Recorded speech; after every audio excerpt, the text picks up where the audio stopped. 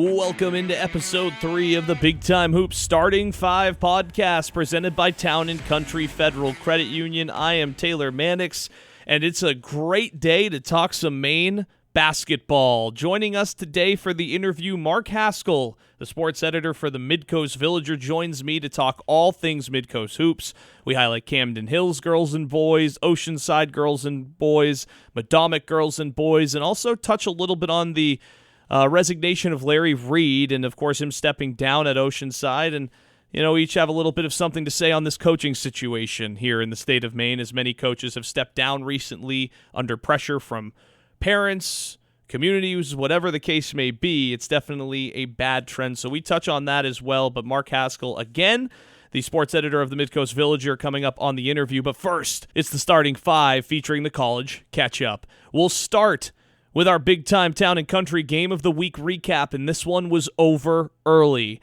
A day up at Bates that honored their faculty and staff. Bates put on a show, rolling past Maine Maritime Academy 107-59 to improve to 9-0 on the season. It was a dominant effort from the opening tip. Bates absolutely buried threes, finishing with 20 made from beyond the arc, just one shy of the program record, and their 107 points marked the most they've scored since 2017. Even more eye-opening, the Bobcats led 63-16 at halftime after shooting over 63% from the floor and 13 of 21 from 3 in the first half alone. The scoring was everywhere. Brady Coyne led all scorers with 23 points in just 18 minutes, knocking down 7 threes. Cole Decker came off the bench for a career night, 20 points, including 6 of 8 from deep, and 8 different Bobcats scored at least 7 points, showing just how balanced this group is. I got a chance to catch up with head coach John Furbish on Friday after the win. Here's what he had to say about the victory over Maine Maritime. Yeah, you know, they're well coached. They run a pretty dynamic zone for 40 minutes, and you know, our belief was like, just don't let it get set up. Really get out and transition. And you know, thankfully we got some early threes from the right guys. And you know, once it started, I just felt like these guys were, you know, the hoop doubled in size as we were shooting the next 3 or 4, and you know, but the reality is I think we really guarded in the first half. I mean, holding them to 16 points just gave us a lot of wiggle room on offense. So, yeah, no, we played great. It was probably the best half of basketball we played all year in that first half. To highlight defensively just how good Bates was defensively, they forced 15 turnovers that turned into 23 points and held MMA to 22% from 3 for the game. The Bobcats are now 9-0 for the first time since 2006-2007, according to their website, and they're not slowing down. Up next, a massive test at the Emory Holiday Classic with games against number 7 Emory and number 25 Maryville. If Bates can get a win against one of those teams, maybe even splitting 1-1 over the Holiday Classic, it's all but surely to put them into the top 25 on the D3 hoops.com poll. Right now they're not in it. I find that shocking personally that they're not in it, but if they can go down there in this Holiday Classic and get a win against Emory or Maryville, Bates will likely be in the D3 Hoops top 25, so something to watch this holiday break here, as Bates are the winners of the Big Time Town & Country Game of the Week. Let's shift to the women's side, where unlike the men, the NESCAC Maine teams are ranked. We've got 3 Maine-based teams ranked nationally. Bowdoin is sitting at number 6 in the most recent D3hoops.com women's poll, along with Bates right behind at number 12, with their only loss coming to Bowdoin, and Colby checking in at 25 at 5-2, with their only 2 losses coming to, you guessed it, Bates and Bowdoin. What stands out is how tight this group is at the top. These teams are battle-tested already, and every NESCAC matchup feels like a postseason preview as it is with such a competitive conference. If you're talking about leagues nationally that consistently produce elite women's basketball, this conference is right there, and 3 Maine teams right now are in the conversation in the top 25. And again, the fact that the Maine programs are driving the conversation is a big deal. I got a chance Friday to catch up with Megan Phelps, the head coach of the Bowdoin Polar Bears women's basketball team. She told me a little bit about how she feels about seeing 3 Maine teams in the top 25, including her own Polar Bears. Obviously, I'm a proud Mainer, so I tell recruits all the time I'm AA biased because I went to Bowdoin, so I think it's great, but I also grew up in Maine, so I think the place that surrounds it is really special too. And so I think basketball is special in the state of Maine, and I think seeing that reflected in, us and Colby and Bates is just really cool. And also, on the national level, like being able to see like, hey, there's good basketball being played in the state. And, it's really special. We get a ton of community support, like all three of us, not just from our campuses, but from the surrounding towns and areas. So it's pretty great. I always feel like in those rivalry games, you never really know what's going to, like, I could watch film on both of them and be like, this is good, great. But I think we know everybody is going to be playing their best basketball, but that's what makes those games so fun. And it's cool to see all of us, recognized for that on the national level. That was, again, head coach Megan Phelps of the Bowdoin Polar Bears, who now sit at an impressive 7-0, coming off of a season in 2024-25 where they finished 29-1, losing in the third round of the NCAA tournament to Smith College 53-47. But this year they've started 7-0. Their last win, December 9th, was a Tuesday against Hartford. They won 62-48. They're back in action next Monday, December 29th and December 30th in Brunswick, Maine for the Coastal Classic with Vassar and Calvin coming in. Colby, the number 25 team in the country, last played against number 6 Bowdoin. They lost 53-42, and they also lost back-to-back games to also Bates College 61-50, as mentioned earlier. They're back in action on the 30th, Tuesday, December 30th. That is at Albertus Magnus College in New Haven, Connecticut. So the number 25 Colby Mules women's team will try to get back on the horse after losing back-to-back games to top 25 teams in Maine. Meanwhile, the Bates Bobcats won on December 19th. Last time out on Friday against Emmanuel College, 49-42. Their only loss still is in double overtime, 77-70 to number 6 Bowdoin. They will play again next Tuesday, December 30th against Roger Williams of the WPI Winter Invitational in Worcester, Mass, playing at the Harrington Auditorium. They'll also play Hunter in that tournament on Wednesday, December 31st. So a quick shout out and update on all three of those Maine NESCAC schools who are repped in the D3Hoops.com women's poll, all of them respectively in the top 25. Again, thanks to Megan Phelps and John Furbish earlier this week for talking to me to give us a little extra sound here to open up the starting five, but a lot to be excited about in NESCAC play on the men's side. Another thing to be very excited about as we shift into our third topic is a freshman, one of the best freshman stories, in fact, in the state of Maine, and it's happening at St. Joseph's College. As promised last week, let's talk about Davis Mann. The Falmouth native was named the GNAC Rookie of the Week for the third time a couple weeks ago and also picked up an MMBCWA Co-Rookie of the Week after a clutch performance in an 82-81 overtime victory over Colby on December 6th. In that game, Davis Mann, the Falmouth clutch shooter, finished with 15 points, 6 rebounds, and 3 steals, also a block, and went a perfect 8 for 8 from the free throw line in a pressure moment. Through 9 games, the freshman is averaging 16 points, 6 rebounds, and leads the team in free throws made and percentage, and is already one of the most reliable players on the floor for the Monks, not just among freshmen, but period. St. Joe's did fall at Endicott last time out despite another competitive showing and now head into a holiday break before opening play at the Stevens Holiday Tournament. But long-term, Mann's emergence is something to keep circling back to as this team is deep. The last time out in their loss to Endicott, players like Tong Maywin finished with 18. Wani Donato, who's a senior from Portland, had 17 points on 8 of 12. Yusuf DeCane had 16 points in 22 minutes. And John Paul Frazier, a name many know from last year, had 10 points, 7 assists, and 4 rebounds. Davis Mann finished that loss with 9 points, 3 rebounds, 1 block. But a freshman to keep an eye on, and for many of us that watched the tournament last year, he was something that captivated many folks at the Expo and up at the Augusta Civic Center when they won their state title. But Davis Mann making waves, and let's not forget, 3 GNAC Rookie of the Weeks already. They're on a little bit of a hiatus right now until that Stevens Holiday Tournament. But when they get back in action, Davis Mann and company, Yusuf DeCane, Wani Donato, Remy Jowani, everybody involved over there at the St. Joe's Monks program has a lot to look forward to. It's going to be a fun team to continue to watch. We'll talk more about them as the year goes on, but a big shout out to Davis Mann, who's been one of the best freshman stories in the GNAC and here in the state of Maine amongst the college ranks. As we get into our fourth topic, let's stay with individual performances where Maine players continue to shine. Ella Pelletier, the freshman guard from South Paris, earned NEC Rookie of the Week honors for Stonehill after a strong showing at the Hatter Classic.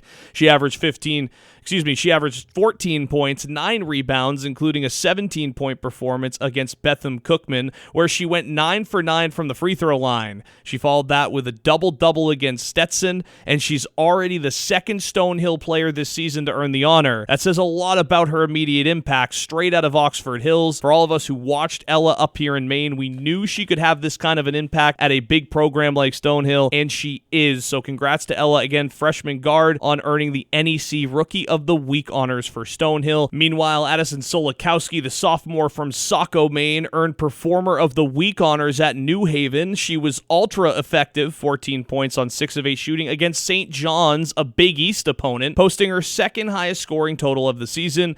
2 different paths, 2 different programs for these Maine women, but another example of Maine players delivering on the big stage. Let's get to our 5th and final topic, where we'll close out with the UMA Moose, who head into the winter break with a signature win, knocking off the number 1 seed in the USCAA Vermont State Randolph 62-59. Should mention CMCC, the Mustangs, also got a win over Vermont State Randolph the next night up at CMCC recently. But this was a gritty, physical game for the Moose, who are led by a monster all-around performance from Khalif Bettis, 11 points, 18 rebounds, and 8 assists, just stuffing the stat sheet there for Mr. Bettis. They also got balanced contributions from Ben Francis with 11 points, Keith Sharp adding 9, and Rocco Chang chipping in across the board.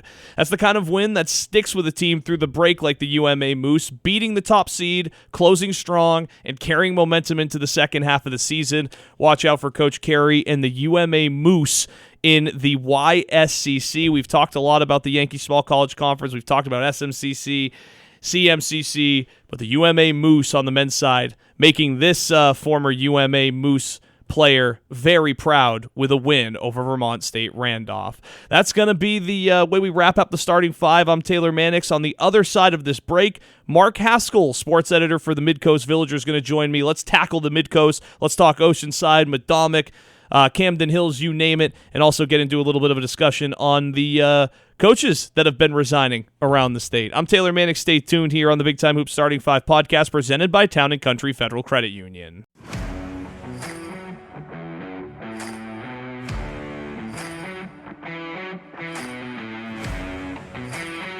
Welcome back into the Big Time Hoops Starting 5 podcast, presented by Town & Country Federal Credit Union. I'm Taylor Mannix, and as promised, joining us, the sports editor for the Midcoast Villager. He's been covering the Midcoast since 2007. Mark Haskell. Mark, thanks so much for taking some time out of your busy schedule to come here to Portland and talk about some Midcoast hoops with us. And of course, as we talked about a little bit when we first had this, this is Act 2, by the way, for those, will be full disclosure. Fellow Eagles fans in the building, too. Oh, absolutely. And I love that you guys, here at the studio, you've got Joe in the morning, you've got you in the afternoon, and Eli later on. This Eagles fans all over this place, and it makes me feel very comfortable to be here. Yeah, and as I said in the first take, we're a flock. We stick together. So trying this again, though, we are recording now. It was so funny. We made it at least about a minute in, and then I realized that something was wrong with the recording. Thank God we did, because we could have almost recorded an entire podcast, and you guys wouldn't have heard it. But luckily, we would have promised you it was really good. Yeah. It was going to be amazing. But we do have some awesome stuff for you here today. Mark does a great job at covering the Midcoast and covering these teams, and I know you got your ear to the ground. And last night, there were some big games featuring some of these Midcoast teams. The Camden Hills girls knocked off Oxford Hills 72-17, and in a rivalry game, which we'll talk a little bit more about both girls and boys, Oceanside girls 53-27 over the Madomic girls. Again, we'll get to the boys in a second, but I want to start with the girls with you.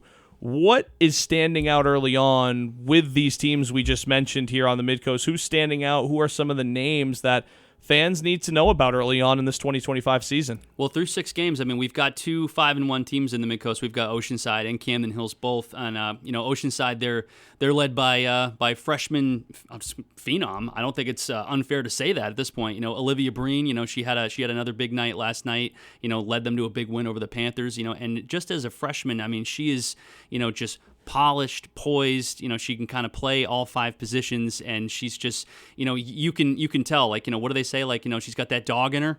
She's definitely she's a hard-working player, and and obviously like leading an Oceanside team that went to the regional final and lost to Biddeford last year, like leading them right back there. And their one loss so far this year was to Lawrence. The Maddie Provost led Lawrence Bulldogs in overtime. In the first couple games, and this coming weekend we're shooting this on the 23rd, but this coming weekend on Saturday they've got another game in Rockland against Lawrence. So Maddie Provost coming back. And it's gonna be a big night in Rockland for the Oceanside girls. Yeah, and it's so fun because they've been around. Obviously, they're a name that we've talked a lot about here in the state of Maine for the last few years for good reason, with Bailey Breen being there. But it feels like it doesn't matter what Breen sister is there. There's also a great supporting cast that comes with it, and a great coaching staff too. Shout out to Jason and Matt, but the supporting cast has always been there too, and it feels like this year there's another few girls that are going to be able to contribute big time. Yeah, well, Renee Ripley, she's been an unsung hero on this team for the last couple of years, no doubt about it. And then and Grace Mackey,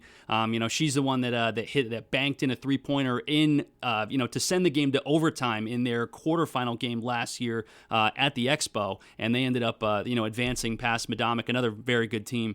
But Renee Ripley has made real strides the last 2 years, and Grace Mackey, the younger sister of Audrey Mackey, 1,000-point scorer at Oceanside, she can shoot the 3-ball just like her older sister did, and I agree. They always seem to just have the pedigree, have the players. Even though last year, they only had like 8 or 9 girls in the entire program, not just JV right. Or like they did not have hardly anybody, and they were a stone's throw from making it right back to the state final. But that Biddeford team obviously was really, really good. I think Oceanside gave us one of the most dramatic games too of the Expo last year, if I'm not mistaken, with that buzzer beater. Yes, yeah, that was like one of the best games of the whole playoff. She banked it in, and they've also got Abby Stackpole who hit some big shots in that game as well. Yeah, like just hitting. Yeah, she hit 4 or 5 threes in that game, and she was always another unsung hero on that team, and right. Just kind of goes to show you that it doesn't just have to be the big dogs that do the work for that team, and they're very, very good, and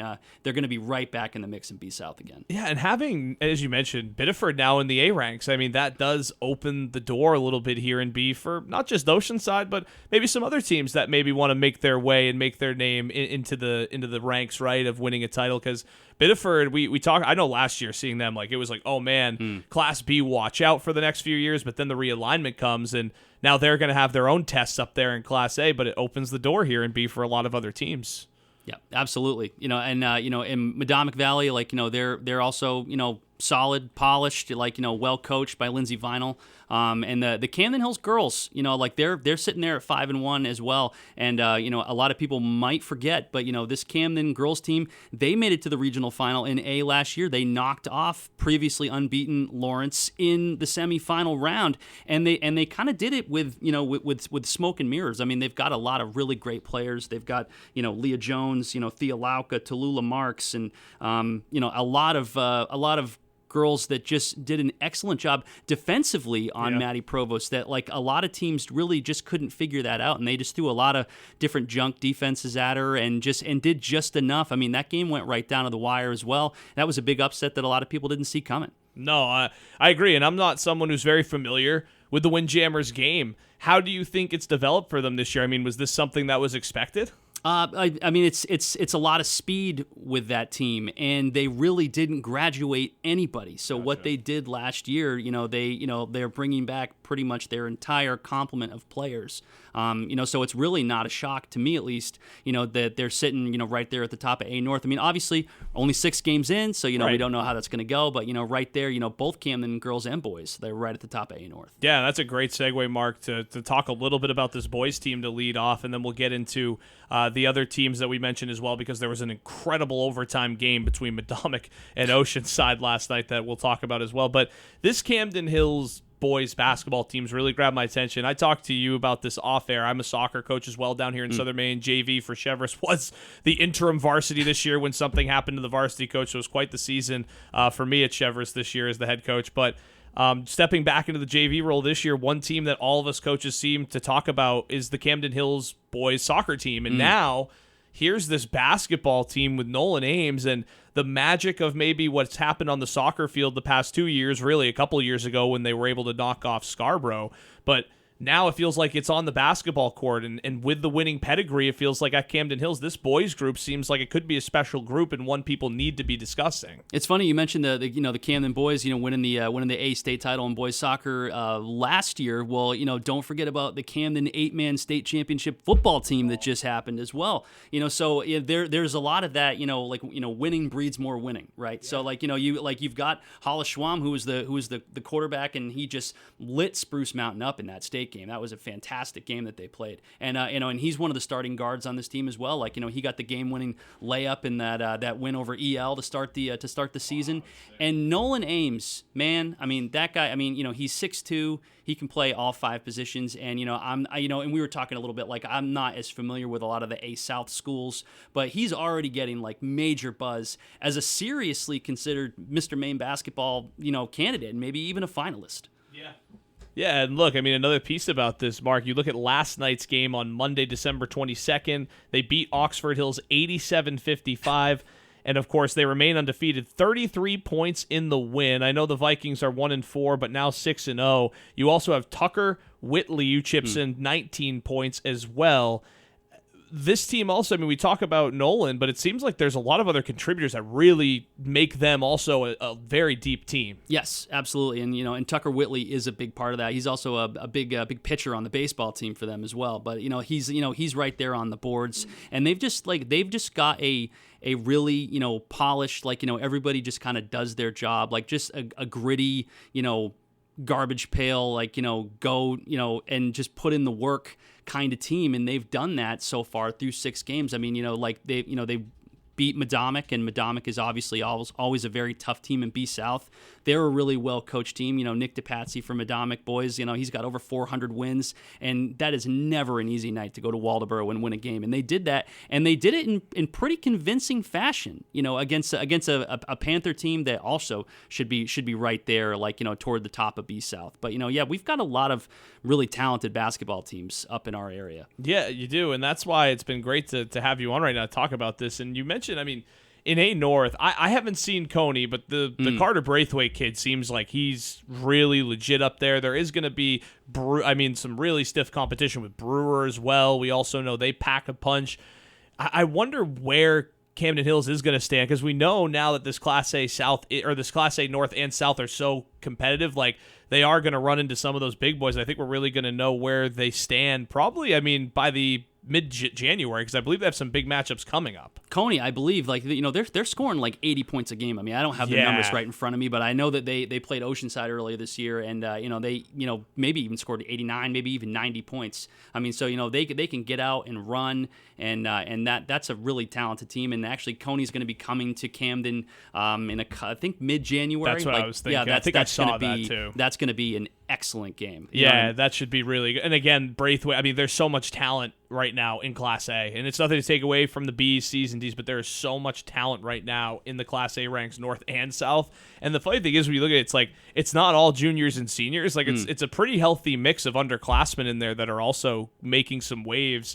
And speaking of making waves, we should not exclude the Madomic Oceanside conversation on the boys' side now, after talking a lot about this Camden Hills team. But last night, Madomic 68-62 in overtime. Owen Dosty made 3 3-pointers in the fourth quarter as the Panthers went on to beat the Mariners, according to the Portland Press-Herald here in overtime in Waterboro. Mason Wynn, 24 points, 5 assists for Madomic Valley, but a huge win for the Panthers.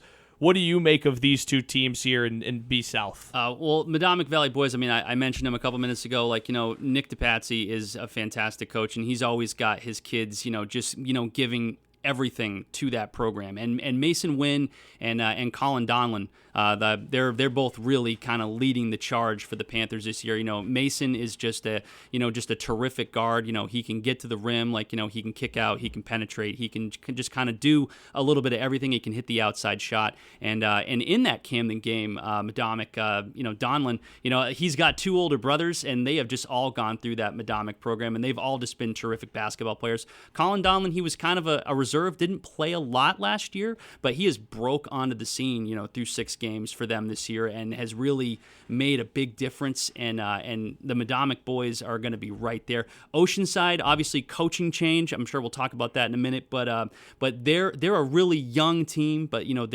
they're gritty, they're hardworking, a determined group. And it's from what I've seen from them so far, I mean, they're certainly going to give some teams some headaches this season, no doubt about it. Yeah, and you mentioned that like they're scrappy, right? 2-4, but they just pushed a 5-1 Panthers team to the brink last night. And again, when you look at how that game played out, it was the third quarter that swung the game. Out of the half, it was an 18-6 third quarter for the Mariners. So as you point out, they can get you, make a game of it. Credit to Madomic, though, for holding on, as you point out. And look, Mason Wynn's been there. We talk about guys who have experience. I mean, he's played with Gabe Lash and the best of them in some really, knock him down, drag him out battles at the Expo. So it feels like, too, and I mean, not to take away from Oceanside, but it does feel like with Mason Wynn, that little bit of maybe the veteran savviness, the 24-5 assist shows up in a big-time rivalry game last night, because he's definitely going to be someone I think you want to watch all year. And when you get to the Expo, if you have to play Madomic Valley, like, good luck shutting him down. He seems to be like a kid who wants to take that step.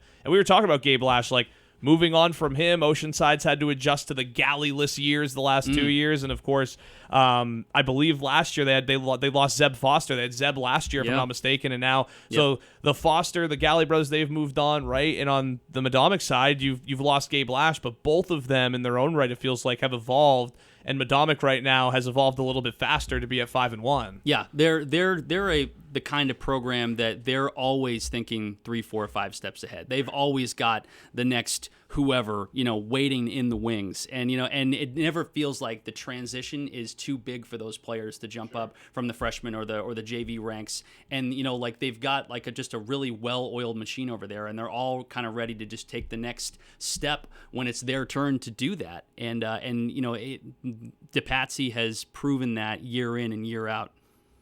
Yeah, he has. And, speaking of the coaching stuff, we will address the elephant in the room a little bit here, because on the other side, there is some coaching, questions, at least at right now, with Larry Reed stepping down. You wrote a great article on it. That's, where I got most of my information from. And again, you can find that as well on the, I believe it's the Mid-Coast Villager. Sorry, I was like just losing my brain fart. Mid-Coast Villager, you catch it there. And I read fantastic stuff, Mark. What was your conversation like with Larry around this? Obviously, I mean, you and I were talking about this before we started recording this podcast. I mean, what a run he's had with Oceanside, and to see it come to an abrupt end like this shocked not just people on the Mid-Coast, but a lot of us here in Southern Maine, and I'm sure around the state and the county too, who follow high school basketball. Yeah, he was, I spoke with him, and, he was definitely, despondent, like just upset that it came to the point that it did. And, I was just as rocked as anybody to hear that this was going on. But, this sort of thing has been going on statewide for a long time. This year, we've had, 3 or 4 coaching changes through the first 6 games of the year. And last season, the problem was, parents were just getting kicked out of gymnasiums, because they're arguing with the officials. And then, so there's videos of them, online of, being escorted out of the gyms. It seemed like, a lot of parents didn't like the job he was doing. And, I'll tell you, Larry is a fantastic coach. I've known him for a very long time. He led this team to 72 wins, 2 regional championships. Actually, probably more like low 80s if you factor in that COVID year. A lot of people don't. But he coached that team, that year as well. He's a Rockland graduate, so he's invested in that program. He's invested in those kids. And when something like this happens, and a group of people can basically force him out, it's telling for where we're at. And it's a good reset button for, I think, everybody to just kind of say, hey, you know what? Coaching is a lot harder than I think people give it credit for, because that's what parents do nowadays. Like, they're all yelling at their kids, and they're all coaching from the stands. And you see it more and more. And, you're just supposed to have one unifying voice that these kids are supposed to be listening to. But, it's dozens of people. And, it's, when you've got parents and other people kind of working against what you're trying to do, trying to get them to buy into your system, it really makes the job of a coach 100 times more difficult, and you're trying to manage all of these different, egos and expectations. And coaching high school basketball, or just coaching in general, is a lot more difficult than it's given credit for. But you know what? It's a lot easier to just complain from the sidelines and complain from the stands. Oh, my God, yeah. I mean, that's why you always hear, hey, why don't you go grab a whistle then? Yeah, and then everyone shuts up real fast. Real fast. Oh, I'm with you, and I think it is. And that was so well said, Mark, because I think you're right. It's a time to just reset. And as you and I think for me, too, it's a reflection time. The state of Maine itself, we have to self-reflect as a whole basketball community right now and say, is this the direction we want to go in, where we're grabbing the pitchforks and torches and running great coaches out of positions because my son's not starting, or my son isn't this, or my daughter isn't that? I mean, is this where the state of Maine wants to go? Because I think it's a slippery slope. It's not just coaching either, Taylor. Yeah. It's officials as well. Officials are aging out. And then younger people, they used to grab the bull by the horns and they want to get right in there and be like, I want to start officiating. And nobody wants to do it. And why do you think that is? You know what I mean? This is just, it's an ongoing problem. And, it's a tale as old as time, right? The problem isn't the players. The problem is the parents. Yeah. And it's been like that for a long, long time, because I think the kids are 100 times more bought in to listening to the coaches than the adults out there that think they know better than the coaches that are putting in the work and seeing what they're doing in practices and seeing how the rotations look and trying different things. It's definitely a bummer. It's a bummer for Larry and any other parents or fans out there that you pay the price of admission to get in, and that's all well and good, but you got to remember these people, they're people just like us. They're people in our communities, and they're people that are really giving up their time to reinvest into these programs and communities and kids. And the job of coaching is not as easy as they all make it look. And it's really easy to point fingers and complain. But if you want to get in there, a lot of people forget, these are all stipend positions. They're all year-to-year positions. If any of these parents out here that think they can do a better job, go apply. Yeah. Well, and I'll leave it at that. Mark Haskell, sports editor for the Midcoast Villager since 2007, covering the Midcoast, man. Really well said. Thanks so much for coming in and chopping it up about the Midcoast and about high school sports. I know we'll do it again on my midday show soon, and I hopefully do it again on this one, especially ahead of tournament time. Yeah, no, definitely. Real fun, Taylor. We'll do it again soon. Yeah, and I'll leave you with this. Anything for folks that you're going to be covering on the Midcoast Villager, people can look out. Where can they find you? I mean, hey, plug yourself right now. We'd love to. Where can people find you? And again, Midcoast Villager is the place to get your Midcoast news. I know, again, I'm a huge fan, but plug yourself, man. Where can people find your work? Yep, midcoastvillager.com/sports. We do all that. Not just basketball. We cover everything. You know what I mean? And it's definitely a lot of work, but luckily, that's why we're in this business, Taylor, because we really like the sports, and it's not just basketball for us; it's a little bit of everything. But yeah, midcoastvillager.com. We get everything up there just as fast as we can get it. So please get on there and check us out. Yeah, and Mark's not kidding. I mean, I'm looking at a headline right now from December 19th. Baseline League play tips off for large small school division hoopsters. That's some youth level ball, huh? Middle school. Dude, let's go, Mark. You guys are doing the dirty work that no one's doing. I love it, man. You would not think that is something that people want, but I'll tell if I go a week, 10 days, I'll start getting emails, be like, you're going to get that story out there? I'm like, I'm working on it fast as I can, I promise. I love it.